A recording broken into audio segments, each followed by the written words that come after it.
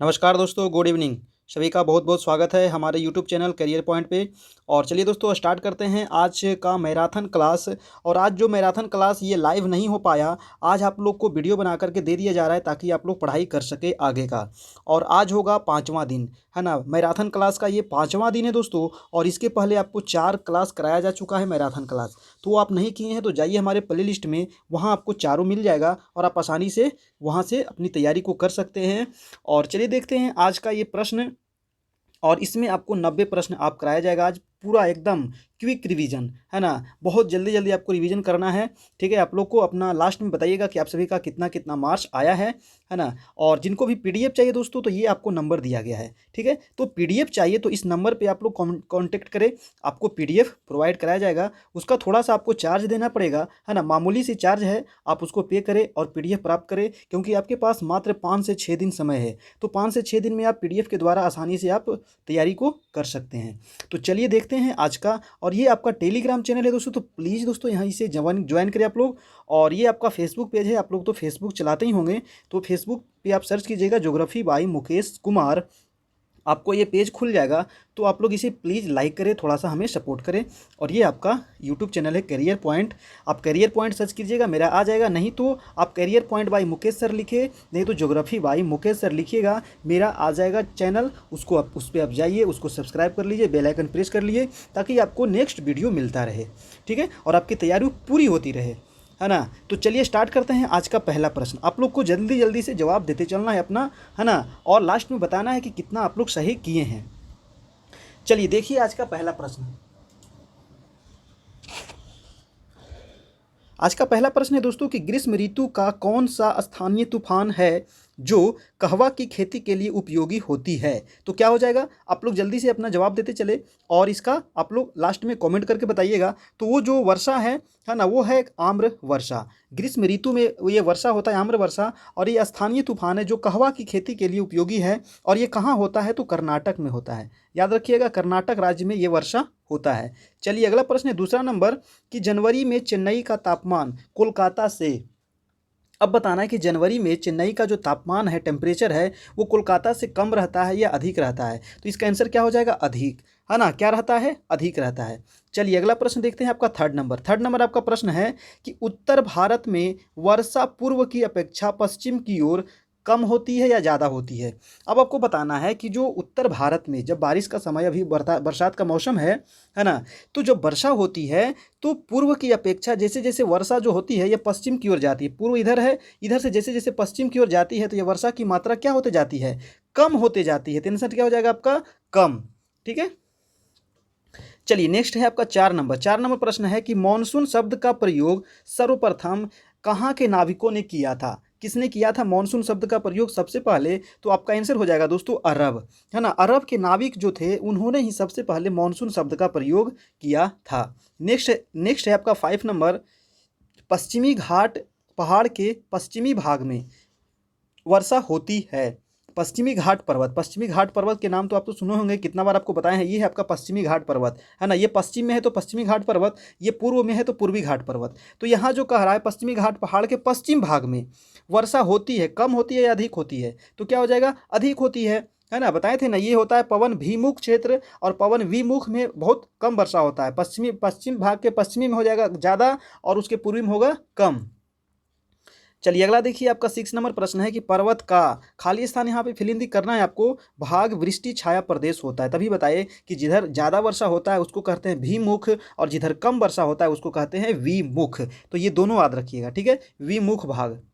Next है आपका, हमारे देश में लगभग कितने प्रजातियों के पौधे पाए जाते हैं। तो बताइए कि आपके देश में, हमारे देश में कितने प्रजातियों के पौधे पाए जाते हैं। तो क्या हो जाएगा आपका, 47,000 प्रजातियों के पौधे पाए जाते हैं। आंसर नंबर हो जाएगा 47,000। अगला प्रश्न है कि भारत जैव विविधता के मामले में विश्व में कौन से स्थान पे है। जैव विविधता के मामले में विश्व में स्थान बताना है कि भारत कितने नंबर पे आता है। तो आंसर हो जाएगा दोस्तों आपका 10 नंबर। भारत जो आता है 10 नंबर पे आता है जैव विविधता के मामले में, और एशिया में जो आता है ये चौथे नंबर पे, और विश्व में आता है 10वें नंबर पे। तो दोनों आपको याद रखना है। चलिए नेक्स्ट प्रश्न है आपका 9 नंबर, भारत में कितने फूलों के पौधे पाए जाते हैं। अब बताना है आपको कि भारत में कितने फूलों के पौधे पाए जाते हैं। तो फूल के जो पौधे पाए जाते हैं वो हो जाएगा 15,000। भारत में जो है 15,000 फूलों के पौधे पाए जाते हैं और ये है विश्व के फूलों के पौधों का 6%। भारत में विश्व के फूलों के पौधों का 6% भारत में पाया जाता है और टोटल 15,000। अगला देखिए आपका 10 नंबर प्रश्न है कि बिना फूल वाले पौधे कौन से हैं। बिना फूल वाले पौधे कौन से हैं, तो कौन से हो जाएंगे, फर्न तथा शैवाल।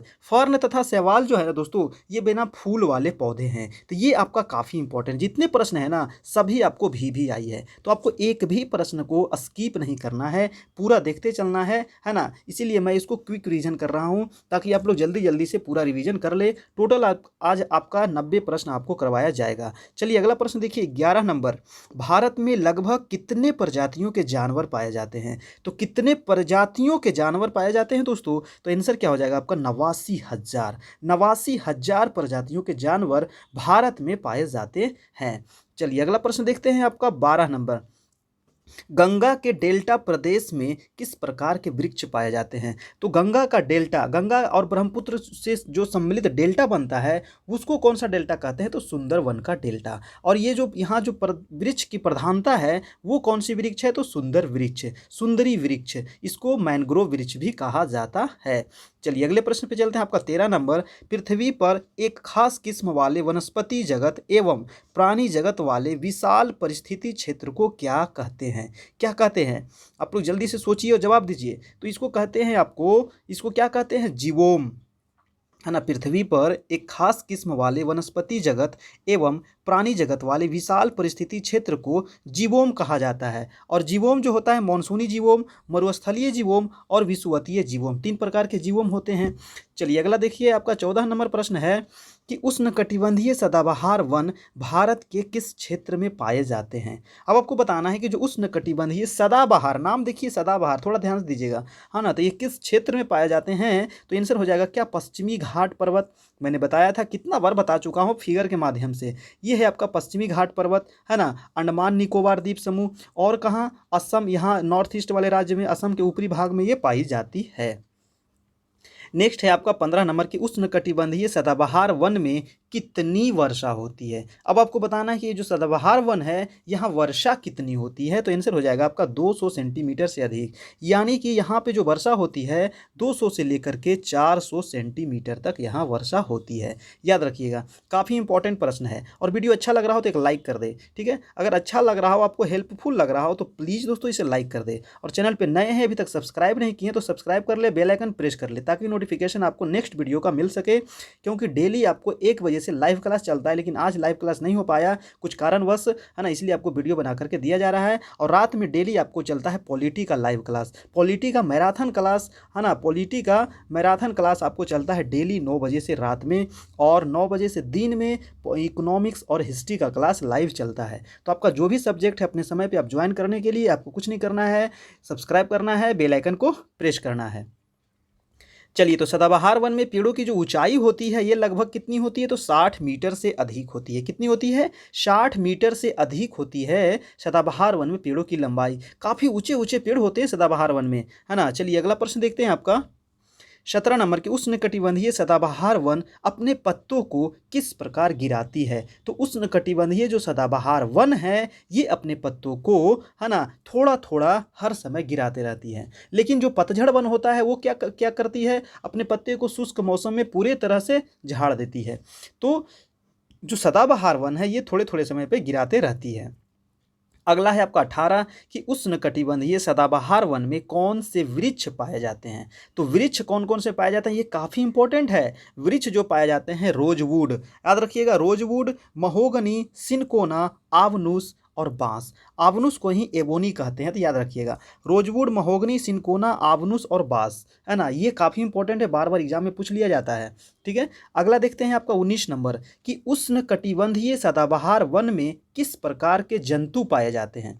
अब आपको बताना है कि जो सदाबहार वन है यहाँ कौन से जंतु पाए जाते हैं। तो क्या हो जाएगा, जंतु जो पाए जाते हैं वो लंगूर, बंदर एवं इनकी अन्य प्रजातियां और हाथी पाए जाती है। ठीक है, तो याद रखिएगा, है ना। देखिए क्योंकि यहाँ जो जंगल होते हैं ना, काफ़ी घने जंगल होते हैं। ठीक है, सदाबहार वन, तो यहाँ लंगूर, बंदर की पूरी प्रजातियां यहाँ पे पाई जाती है और हाथी भी देखने को मिलता है। जैसे कि केरल में है पेरियार वन्यजीव अभयारण्य, वो क्या है, केरल में ही साइलेंट वैली है, तो ये सदाबहार वन है ना।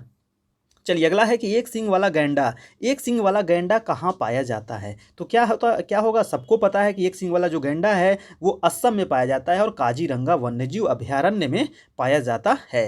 चलिए अगले प्रश्न पे चलते हैं, आपका 21। भारत में उष्णकटिबंधीय पर्णपाती वन का विस्तार किन किन प्रदेशों में देखने को मिलता है। तो अब बताइए कि अब देखिए, अभी तो हम लोग देख रहे थे सदाबहार वन, अब आ गया उष्णकटिबंधीय पर्णपाती वन। तो ये किस किस क्षेत्र में देखने को मिलता है भारत में। तो आंसर हो जाएगा आपका बिहार, यूपी, एमपी, झारखंड, उड़ीसा, छत्तीसगढ़, महाराष्ट्र इत्यादि। यानी पूरे मतलब उत्तरी भारत में जो लगभग पाया जाता है आपको पतझड़ वन, जैसे बिहार हो गया, बिहार से सटा हुआ यूपी हो गया, झारखंड है, एमपी है, महाराष्ट्र है ना, छत्तीसगढ़ है, उड़ीसा है, ये सब क्षेत्रों में कौन से वन मिलते हैं, तो पतझड़ वन, है ना, उष्णकटिबंधीय पतझड़ वन।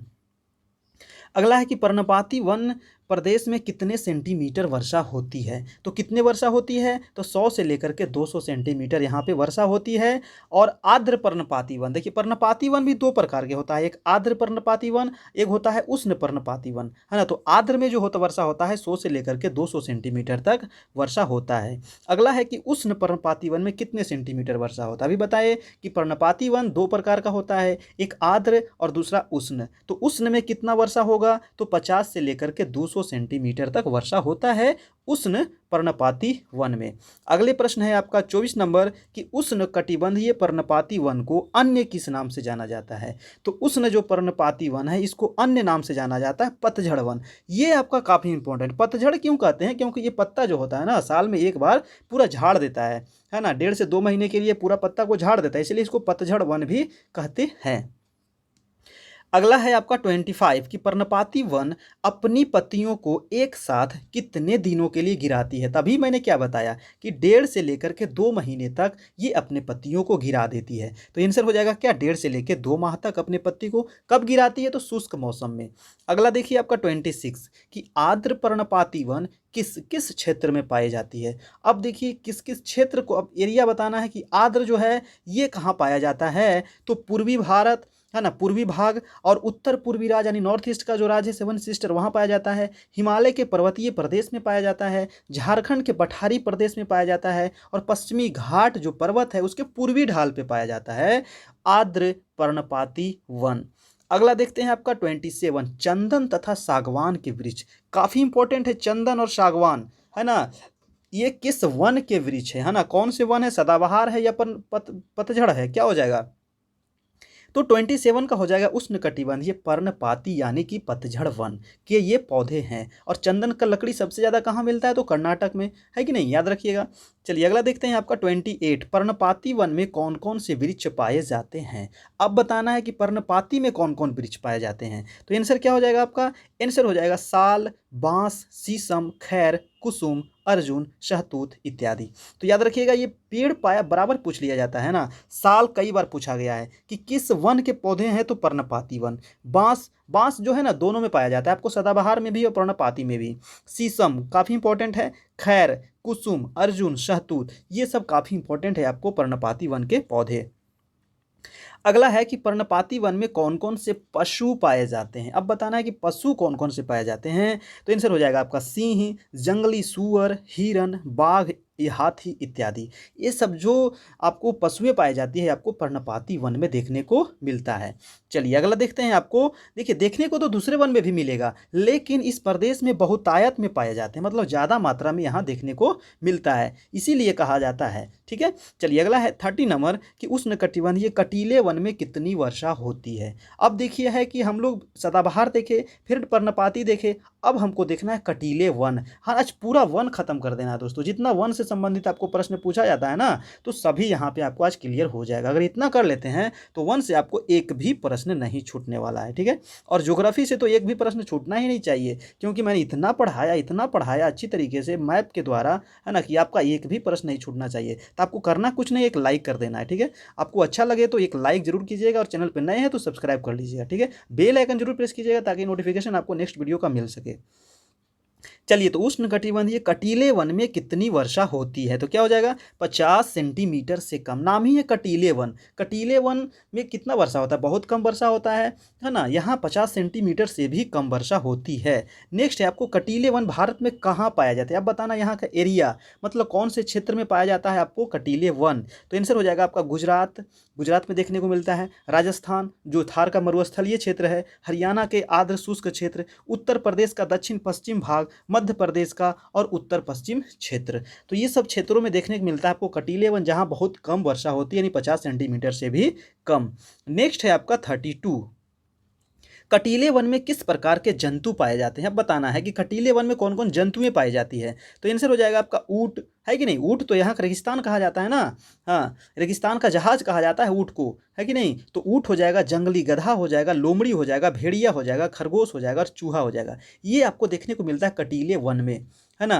क्योंकि इन लोग जो होता है ना, कम पानी में भी जीने का इन लोग की क्षमता होती है, तो इस वजह से ये पाए जाते हैं वहाँ पे। अगले प्रश्न देखते हैं आपका 33, हिमालय के निचले भागों में किस प्रकार के वन पाए जाते हैं? अब बताना है कि हिमालय के निचले भाग में किस प्रकार के वन पाए जाएंगे। तो उष्णकटिबंधीय सदाबहार वन तथा पर्णपाती वन, तो ये दोनों पाए जाते हैं हिमालय के निचले भाग में। हिमालय एक ऐसा क्षेत्र है, हिमालय एक ऐसा क्षेत्र है जहाँ पे सभी प्रकार के वन पाए जाते हैं, है कि नहीं। तो याद रखिएगा, यहाँ कटीले वन भी हैं, यहाँ सदाबहार वन भी है, पर्णपाती वन भी है, शंकुधारी वन भी है, टुंड्रा वन भी है। सभी प्रकार के वन यहाँ पाए जाते हैं हिमालय जैसे क्षेत्रों में, ठीक है। नेक्स्ट है आपका 34, 1000 से 2000 मीटर तक की ऊंचाई वाले क्षेत्रों में किस प्रकार का वन पाया जाता है? अब चले जाइए आप हिमालय पे, हिमालय पे आपको चले जाना है 1000 से लेकर के 2000 मीटर की ऊंचाई पे। तो यहाँ आपको किस प्रकार के वन देखने को मिलेगा? तो वहाँ पे आपको देखने को मिलेगा आर्द्र शीतोष्ण कटिबंधीय वन, आर्द्र शीतोष्ण कटिबंधीय वन देखने को मिलेगा। और ये जो इसको पत्ता होता है दोस्तों, चौड़ी पत्ता होता है, चौड़ा चौड़ा पत्ता होता है। और जैसे कि ओक हो गया, लॉरेल हो गया, चेस्टनट हो गया। तो ये है आपका 1000 से 2000 मीटर की ऊंचाई वाले पौधे।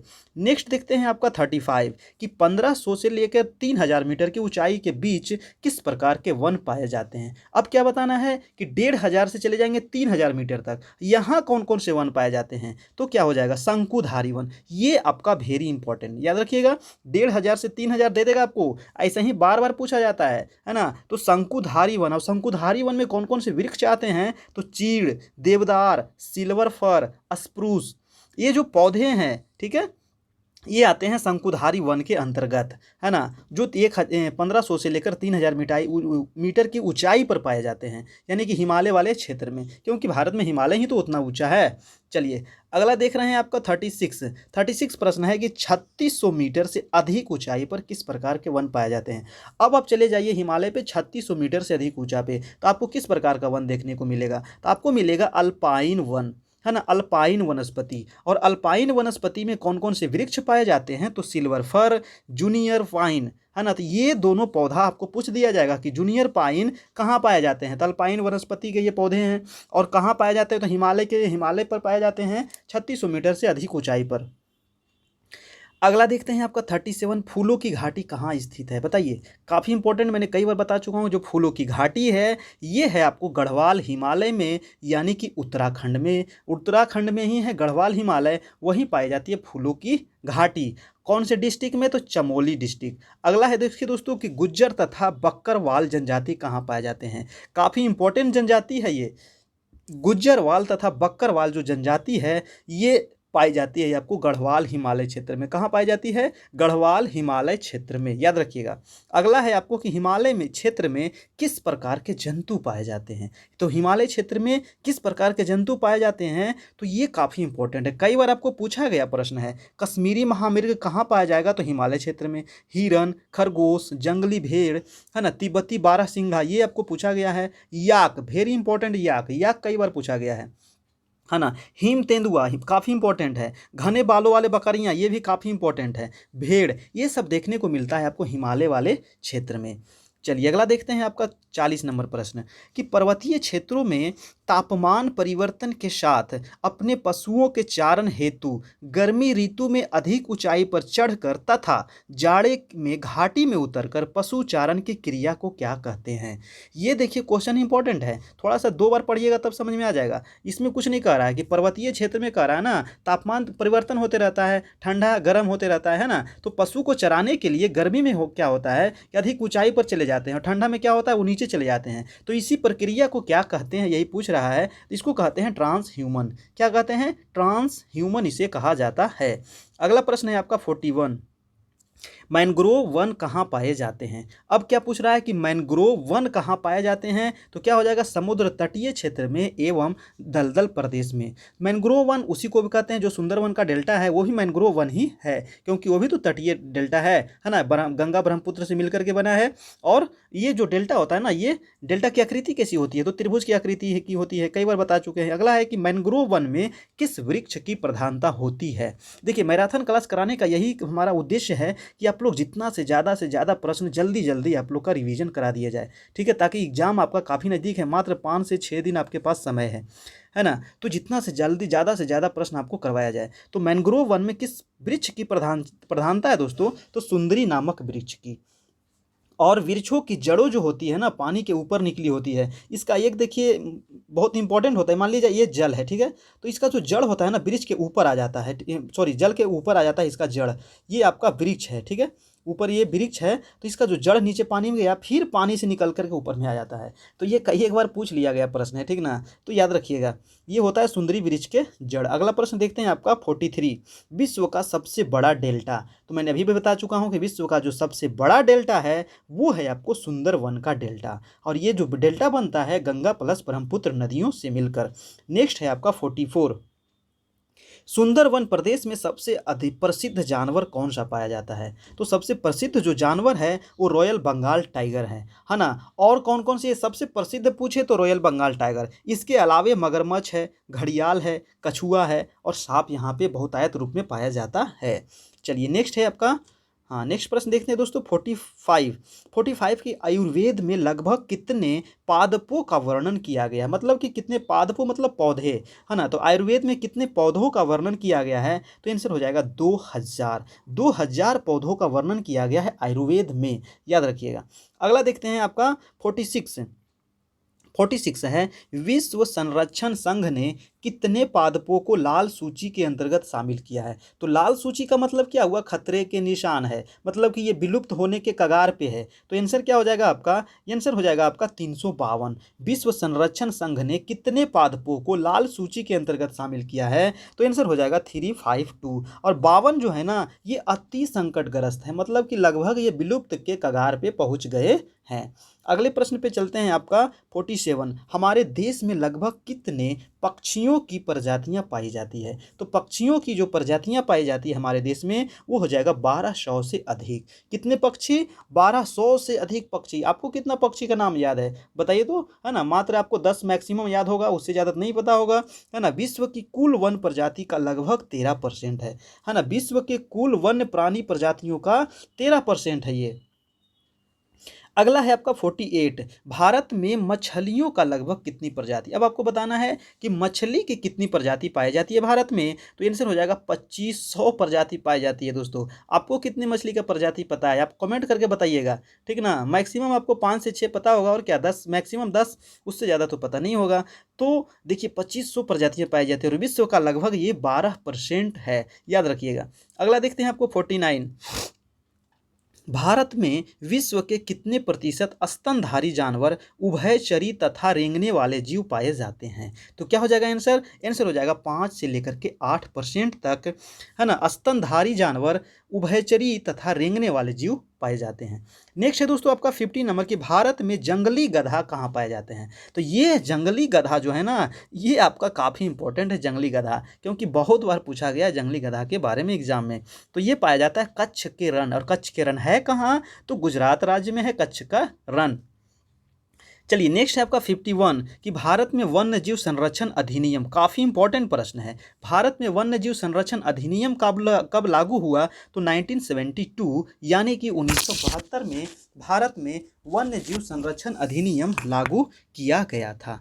अगला देखिए दोस्तों आपका 52 नंबर कि वह एकमात्र कौन सा देश है जहां शेर और बाघ दोनों पाया जाता है? वो एक क्षेत्र बताना है, जगह बताना है जहां पे शेर भी है और बाघ भी है। तो क्या हो जाएगा आंसर? वो है भारत देश। भारत देश ही ऐसा प्राकृतिक क्षेत्र है जहां पे आपको शेर भी पाया जाता है और बाघ भी पाया जाता है। देखिए ऐसे तो पाया जाता है दूसरों देशों में भी, लेकिन जो प्रकृति का उसको जो रहने का एक मेन जो घर होता है ना, वो भारत है।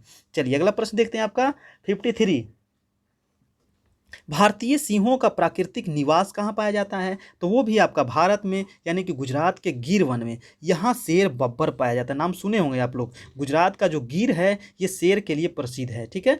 हाँ, गिर राष्ट्रीय उद्यान। चलिए देखते हैं आपका 54 भारतीय बाघों का प्रमुख निवास स्थान कहाँ है? तो बाघों का जो निवास स्थान प्रमुख है वो आंसर हो जाएगा दोस्तों आपका सुंदरवन, है ना। सुंदरवन यानी कि वेस्ट बंगाल, मध्य प्रदेश, झारखंड और हिमालयी क्षेत्र, यहाँ पाए जाते हैं आपको भारतीय बाघ।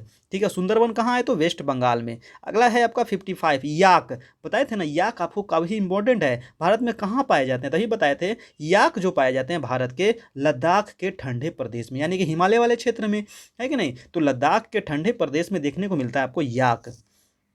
याक एक जानवर है। अगला है कि पूरे विश्व में कौन सा देश है जहां घड़ियाल पाए जाते हैं? तो विश्व में यानी पूरे विश्व में भारत ही एक ऐसा देश है जहां पे घड़ियाल पाए जाते हैं, ठीक है। चलिए नेक्स्ट है आपका 57 पश्चिम बंगाल के खड़गपुर जिला है पश्चिम बंगाल में दीघा समुद्री तट पर क्या पाए जाते हैं? ये काफ़ी इंपॉर्टेंट है। तो क्या पाए जाते हैं? विश्व प्रसिद्ध बड़े बड़े कछुए पाए जाते हैं यहाँ। क्या पाए जाते हैं? विश्व प्रसिद्ध बड़े बड़े कछुए। अगला है कि दच्ची ग्राम अभ्यारण्य कहाँ है? तो दच्ची ग्राम कहाँ है? तो दच्ची ग्राम है आपका जम्मू कश्मीर में। कहाँ है दोस्तों? जम्मू कश्मीर में। नेक्स्ट प्रश्न देखते हैं आपका राजा जी नेशनल पार्क कहाँ है? तो राजा जी जो नेशनल पार्क है ये है आपका उत्तराखंड में। कहाँ है? उत्तराखंड में। नेक्स्ट है आपका 60 कि उत्तराखंड में प्रमुख राष्ट्रीय उद्यान कौन कौन से हैं? उत्तराखंड में प्रमुख राष्ट्रीय उद्यान कौन कौन से हैं? तो आंसर क्या हो जाएगा? जिम कॉर्बेट, गोविंद राष्ट्रीय उद्यान, नंदा देवी राष्ट्रीय उद्यान। देखिए यहाँ उत्तराखंड के जितने राष्ट्रीय उद्यान है ना, ये सभी दे दिया गया है और ये सभी आपको एग्जाम में पूछता है, ठीक है। याद रखिएगा जिम कॉर्बेट भारत का सबसे पहला राष्ट्रीय उद्यान, इसकी स्थापना कब हुई थी? तो 1936 में। याद रखिएगा, है ना। इसी को कहा जाता था हैली नेशनल पार्क, पहले इसी को हैली नेशनल पार्क भी कहा जाता था, ठीक है। और वह है नंदा देवी राष्ट्रीय उद्यान। नंदा देवी एक चोटी भी है हिमालय की और उसी के नाम पे पड़ गया है नंदा देवी राष्ट्रीय उद्यान भी। फूलों की घाटी राष्ट्रीय उद्यान ये भी आपको उत्तराखंड में गढ़वाल हिमालय में है। राजा जी नेशनल पार्क ये भी कहाँ है? तो उत्तराखंड में है। गंगोत्री राष्ट्रीय ये भी आपको, है ना, उद्यान ये भी आपको कहाँ पड़ेगा दोस्तों? तो उत्तराखंड में ही पड़ता है। काफ़ी इंपॉर्टेंट जितने प्रश्न ना आपके लिए भी आई है, वेरी वेरी इंपॉर्टेंट है। तो एक भी प्रश्न मिस नहीं करना है, पूरा देखना है ना। और अच्छा लगे तो एक लाइक जरूर कर दीजिएगा जाते जाते, और चैनल पर नए हैं तो सब्सक्राइब नहीं किए तो सब्सक्राइब कर लीजिएगा, बेल आइकन प्रेस कर लीजिएगा ताकि नोटिफिकेशन आपको मिलता रहे नेक्स्ट वीडियो का, है ना। प्रश्न है आपका सिमलीपाल राष्ट्रीय उद्यान कहाँ है? तो सिमलीपाल जो राष्ट्रीय उद्यान है ये कहाँ है? उड़ीसा में है। कहाँ है दोस्तों? उड़ीसा में है और उड़ीसा के मयूरभंज जिला में है और इसे हाथी अभ्यारण्य भी कहा जाता है। क्या कहा जाता है? हाथी अभ्यारण्य। क्यों? क्योंकि यहाँ हाथी बहुत अधिक मात्रा में पाया जाता है, इस वजह से सिमलीपाल वेरी इंपॉर्टेंट। उड़ीसा के प्रमुख राष्ट्रीय उद्यान कौन कौन से हैं? और कौन कौन से राष्ट्रीय उद्यान हैं उड़ीसा के जो आपको बार बार एग्जाम में पूछे जाते हैं? तो वो है आपको चिल्का वन्यजीव अभ्यारण्य। अब देखिए चिल्का एक झील भी है जो भारत की सबसे बड़ी खारे जल की झील है और चिल्का के नाम पर ही वन्यजीव अभ्यारण्य भी रख दिया गया है। और भीतरकनिका अभ्यारण्य भी कहाँ है? तो उड़ीसा राज्य में ही है, जो आपको बार बार पूछा जाता है। नेक्स्ट है आपको 63 है कि प्रवासी पक्षी भारत में कहाँ से आते हैं? आप देखते होंगे ठंडे के दिनों में प्रवासी पक्षी यानी दूसरे देशों से भारत में उड़ करके आ जाती है पक्षी, और वो पक्षी होती है शीत ऋतु में आती है। शीत ऋतु मतलब ठंडे के दिनों में साइबेरिया से आती है। और साइबेरिया है कहाँ? तो साइबेरिया है आपको रूस में। कहाँ है? रूस में। और ये सारस पक्षी उड़ करके आ जाती है भारत में, ठीक है। तो याद रखिएगा, ये कई बार पूछा गया है। अगला है आपका 64 कि भरतपुर पक्षी अभ्यारण्य कहाँ है? जो काफ़ी इंपॉर्टेंट पक्षी अभ्यारण्य है ये, ठीक ना। तो ये है आपको राजस्थान में और यहाँ पे साइबेरिया से उड़ करके पक्षी आ जाती है ठंडे के दिनों में। भरतपुर पक्षी अभयारण्य राजस्थान में है। अगला है दोस्तों कांवर झील कहाँ है, तो कांवर झील कहाँ है, तो कांवर झील है आपको बेगूसराय में, और बेगूसराय कहाँ है, तो बिहार में। तो कांवर झील हो गया आपका बिहार में बेगूसराय, ये आपका काफ़ी इंपॉर्टेंट है। अगला है दोस्तों आपका 66 कि पारिस्थितिक तंत्र के असंतुलन का प्रमुख कारण क्या है। पारिस्थितिक तंत्र जो हमारा है इसका जो असंतुलन हो रहा है इसका कारण क्या है ना। असंतुलन कहने का ये अर्थ हुआ ना कि वर्तमान समय में देखते हैं कभी बहुत अधिक वर्षा होता है, कभी वर्षा होता ही नहीं है, कभी गर्मी बहुत ज़्यादा होता है। इसका कारण क्या है, तो इसका कारण है बढ़ती हुई जनसंख्या, वनों की अंधाधुंध कटाई, है ना, रासायनिक तथा औद्योगिक अपशिष्ट का ज़्यादा से ज़्यादा उपयोग किया जा रहा है। इस वजह से ये मतलब असंतुलन धीरे धीरे बढ़ते जा रहा है। अगला है आपको कि मन्नार की खाड़ी जैवमंडल क्षेत्र कहाँ है, तो मन्नार की खाड़ी जैवमंडल क्षेत्र जो है ये है आपको कहाँ पे, तमिलनाडु में, है ना। मन्नार की खाड़ी जैवमंडल क्षेत्र कहाँ है, तमिलनाडु में, है ना। देखिए यहाँ पे है तमिलनाडु, ठीक है, ये है आपको तमिलनाडु राज्य, और यहाँ पे आपको देखने का मिलेगा मन्नार की खाड़ी, और इसके बगल में देखने को मिलेगा आपको पाक जल संधि, और यहीं पे मिलेगा आपको लक्षद्वीप, ठीक है, तो याद रखिएगा। अगला प्रश्न है आपको कि नीलगिरी की खाड़ी जैवमंडल क्षेत्र कहाँ है, तो नीलगिरी की खाड़ी जो जैवमंडल क्षेत्र है ये भी आपको कहाँ है, तो तमिलनाडु में है। नीलगिरी की पहाड़ी के बारे में तो मैंने कई बार बताया कि नीलगिरी की पहाड़ी जो है दोस्तों ये आपको 3 राज्यों में फैला हुआ है, कर्नाटक, केरल और तमिलनाडु। ये नीलगिरी जो पर्वत है ये पूर्वी घाट और पश्चिमी घाट को क्या करता है, जोड़ता है, ठीक है, याद रखिएगा। अगला देखिए आपका है 69 कि नंदा देवी जयमंडल क्षेत्र कहाँ है, तो नंदा देवी जो जयमंडल क्षेत्र है ये है आपको उत्तराखंड में, कहाँ है, उत्तराखंड में, है ना। नंदा देवी एक पर्वत भी है, नंदा देवी उसी के नाम पे जयमंडल क्षेत्र भी रख दिया गया है ना। आगे है कि सुंदरवन जयमंडल क्षेत्र कहाँ है, तो सुंदरवन तो कई बार बता चुके हैं आपको, नाम ही है सुंदरवन, यानी वेस्ट बंगाल, सुंदरी वृक्ष के नाम पर पड़ा है सुंदरवन, है ना, वेस्ट बंगाल में है। अगला है नोकरेक जीवमंडल क्षेत्र कहाँ है, तो नोकरेक जो जीवमंडल क्षेत्र है ये है आपको मेघालय में, कहाँ है, मेघालय में है नोकरेक जीवमंडल क्षेत्र, ठीक है। आगे देखते हैं मानस, मानस के बारे में तो कई बार बताए हैं। मानस जो है ये कहाँ है, असम में है ना। एक सिंग वाले गैंडे के लिए जाना जाता है मानस, असम में। अगला देखते हैं आपका 73 दिहांग दिवांग जयमंडल क्षेत्र कहाँ है, काफ़ी इंपॉर्टेंट है। दिहांग दिवांग जयमंडल क्षेत्र कहाँ है, नहीं पता है तो आप नोट कर ले, नहीं पता है तो नोट करते चले, है ना। और अगर नोट भी नहीं करना है तो आप पीडीएफ ले ले, ठीक है, आपको पीडीएफ प्रोवाइड कराया जा रहा है, ठीक है। आपको थोड़ा सा चार्ज पे करना पड़ेगा, आपको पीडीएफ मिल जाएगा। आपको नंबर है 7857824310, आपको स्टार्टिंग में भी नंबर दे दिया गया है, उस पर आप संपर्क करें, आपको पीडीएफ प्रोवाइड कराया जाएगा, है ना। एग्जाम काफ़ी नज़दीक है तो पीडीएफ के माध्यम से आपका जल्दी से रिवीजन आपको करा दिया जाएगा, फटाफट आप रिवीजन कर लीजिएगा, तुरंत आपकी तैयारी हो जाएगी पूरी। तो देखिए दिहांग दिवांग जयमंडल जो क्षेत्र है दोस्तों ये कहाँ है, अरुणाचल प्रदेश में, कहाँ है, अरुणाचल प्रदेश में। अगला है कि डिब्रू साइकवोच जैवमंडल क्षेत्र कहाँ है, बताइए। डिब्रू साइकवोच जयमंडल क्षेत्र कहाँ है, तो असम में, डिब्रूगढ़ का तो नाम सुने होंगे ना, तो डिब्रू जो है असम में है ना, जयमंडल क्षेत्र। नेक्स्ट है आपको कि अगस्त मलाई जयमंडल क्षेत्र कहाँ है, काफ़ी इंपॉर्टेंट है अगस्त मलाई, तो अगस्त मलाई कहाँ है, आपको केरल में है, कहाँ है, केरल में। केरल जो दक्षिणी भारत में स्थित है केरल राज्य, वहीं है अगस्त मलाई। और केरल में एक और जयमंडल क्षेत्र है वो है आपको पेरियार, है ना, पेरियार वन्यजीव अभयारण्य कहाँ है, तो केरल में ही है, केरल में ही आपको साइलेंट वैली है कि नहीं, याद रखिएगा। पेरियार नदी भी है, पेरियार वन्यजीव अभयारण्य भी है, दोनों है। आगे है कंचनजंगा जैवमंडल क्षेत्र कहाँ है, तो कंचनजंगा कहाँ है, तो कंचनजंगा है सिक्किम में, है ना। कंचनजंगा जो है ये हिमालय की भारत में सबसे ऊंची चोटी है। अगर क्वेश्चन पूछा जाए कि भारत में हिमालय की सबसे ऊंची चोटी तो कंचनजंगा, और भारत की सबसे ऊंची चोटी तो हो जाएगा केटू, तो दोनों याद रखना है, ठीक है, सिक्किम में है। अगला है पंचमढ़ी जैवमंडल क्षेत्र कहाँ है, तो पंचमढ़ी जो है वो है आपको मध्य प्रदेश में, है ना। नाम ही है पंचमढ़ी, मतलब चारों पट्टी से क्या है, मढ़ा हुआ है, मतलब घेरा हुआ है ना। तो मध्य प्रदेश चारों पट्टी से घिरा हुआ है, तो याद रखना है पंचमढ़ी मध्य प्रदेश, है कि नहीं। चलिए अगला है कि अचनकमार, अचनकमार जयमंडल क्षेत्र कहाँ है, अचनकमार अमरकंटक, देखिए अमरकंटक आ गया तो आप मार दीजिएगा, अमरकंटक कहाँ है, तो एमपी में है कि नहीं। अमरकंटक से ही 2 नदियाँ निकलती है, आपको कौन कौन सी, नर्मदा और सोन नदी, ये दोनों नदी अमरकंटक से ही निकलती है। सोन नदी चल जाती है उत्तर की ओर जाकर गंगा में मिल जाती है फतुहा के पास पटना में, है कि नहीं। और एक नर्मदा नदी है तो चल जाती है आपको पश्चिम की ओर, जो कहाँ गिरती है, खंभात की खाड़ी में। तो दोनों के बारे में मैंने कई बार बता चुका हूँ, तो ये जो हो जाएगा आपका मध्य प्रदेश। अचनकमार अमरकंटक जीवमंडल क्षेत्र जो है मध्य प्रदेश में है।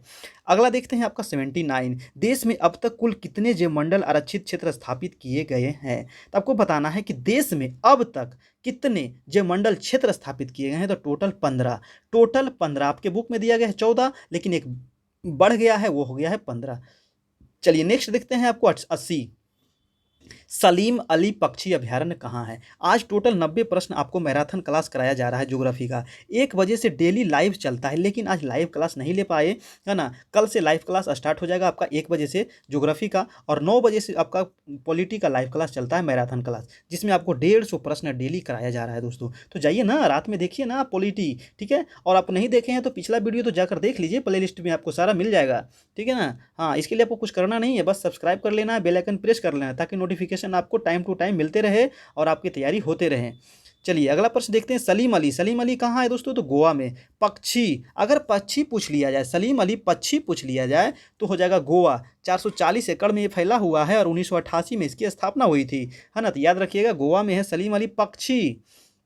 पक्षी पूछे तो गोवा। सफ़ेद भालू का निवास स्थान कहाँ है। तो सफ़ेद जो भालू है इसका निवास स्थान है आपको दच्ची ग्राम, और दच्ची ग्राम कहाँ है तो जम्मू कश्मीर में है, ठीक है। अगला प्रश्न देखते हैं आपका, सलीम अली राष्ट्रीय उद्यान। अभी बताए थे ना, सलीम अली अगर पक्षी पूछे तो हो जाएगा आपका गोवा, सलीम अली पक्षी अभयारण्य पूछे तो गोवा, और सलीम अली राष्ट्रीय उद्यान पूछे, सलीम अली राष्ट्रीय उद्यान पूछे तो हो जाएगा जम्मू कश्मीर। तो ये दोनों में थोड़ा सा कन्फ्यूजन नहीं कीजिएगा, है ना। राष्ट्रीय उद्यान हो जाएगा तो जम्मू कश्मीर, पक्षी हो जाएगा तो गोवा।